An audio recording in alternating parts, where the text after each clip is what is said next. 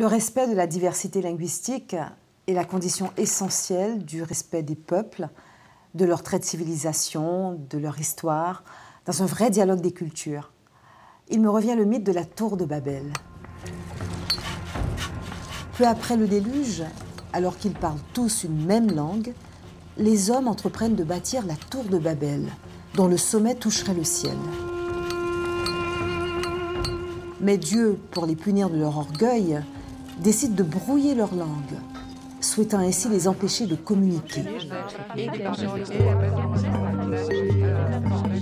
La punition a donné naissance à une multitude de langues. Plus de 6000 langues sont parlées dans le monde. Et l'on considère aujourd'hui que c'est une richesse pour l'humanité. On est autant de personnes qu'on parle de langue.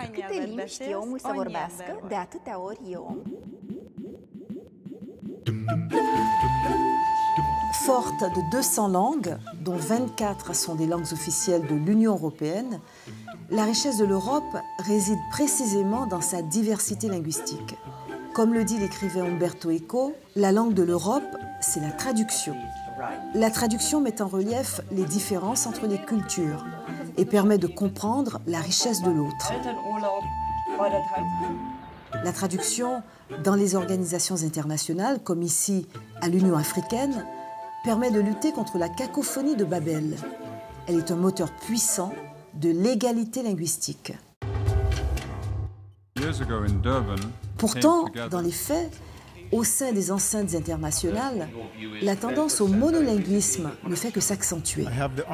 Elle constitue même une menace pour le patrimoine de l'humanité, avec le risque de voir s'imposer une langue unique qui mènerait à une pensée unique. Le multilinguisme nourrit son homme. Sodon, Didon, Iridon, Iredon de Nyogante. Une langue, c'est d'abord le socle de l'identité culturelle. La langue, de ce fait, structure la pensée de ceux qui la parlent. Il est certain qu'imposer sa langue à l'autre, c'est lui imposer sa vision. Uten gar os famen, maten e fusis poiei. Quand je dis bonjour, par exemple, j'ouvre le monde d'une certaine manière, mais quand je dis en hébreu ou en arabe shalom, salam, je parle de paix. Je dis la paix soit avec toi. Ça n'est pas la même manière d'ouvrir le monde.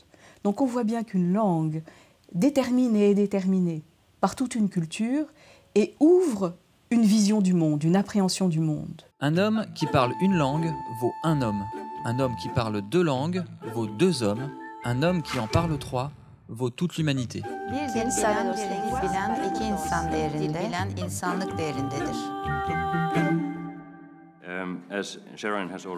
Même une bonne maîtrise d'une langue étrangère ne permet pas de s'exprimer aussi aisément et précisément que dans sa langue maternelle. En choisissant l'anglais, nombre de fonctionnaires internationaux, de diplomates et de représentants des États se mettent d'emblée en situation de handicap.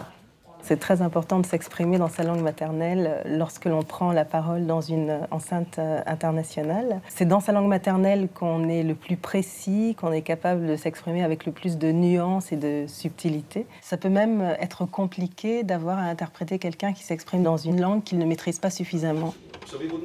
Certaines questions, certains débats exigent l'approfondissement des idées,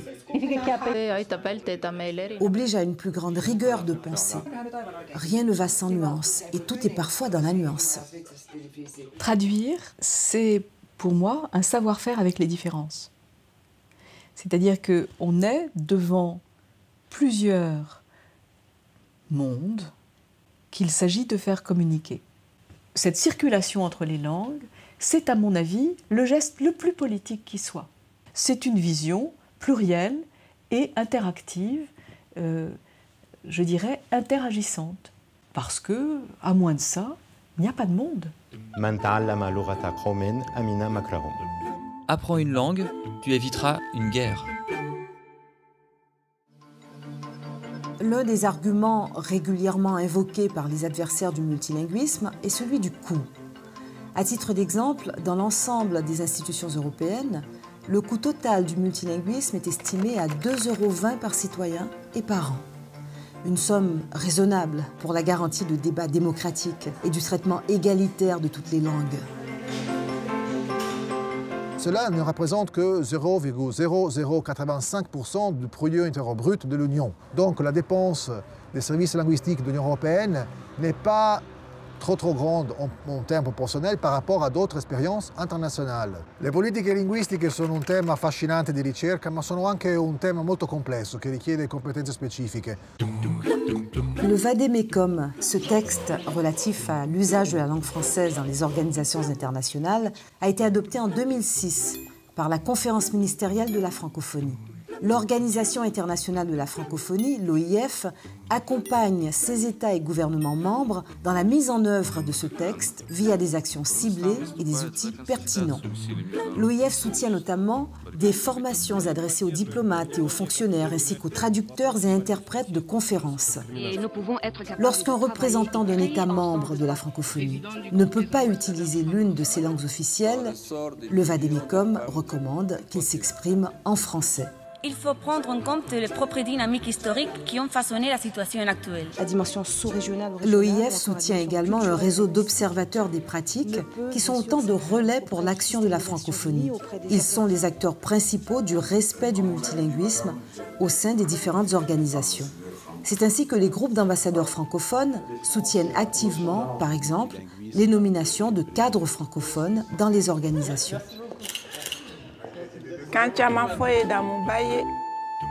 C'est un bonheur que de parler plusieurs langues. We'll move now to consider agenda item 120 entitled Multilingualism. Tous les 2 ans, depuis 1995, une résolution sur le multilinguisme est adoptée par la session plénière de l'Assemblée générale de l'ONU à New York. Sur le multilinguisme. Le texte insiste sur l'égalité de traitement des 6 langues officielles de l'organisation et sur la garantie donnée à chaque État membre de pouvoir s'exprimer dans la langue de son choix.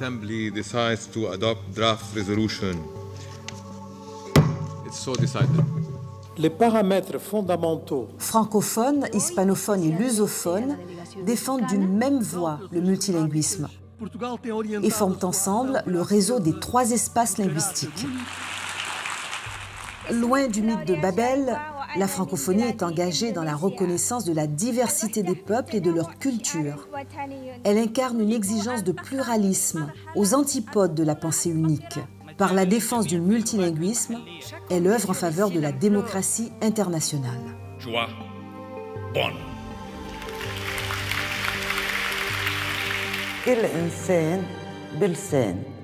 Tu as autant de personnalité que tu parles de langue. Pour nous-mêmes haïtiens, langue créole là, c'est langue pas nous. C'est langue force nous.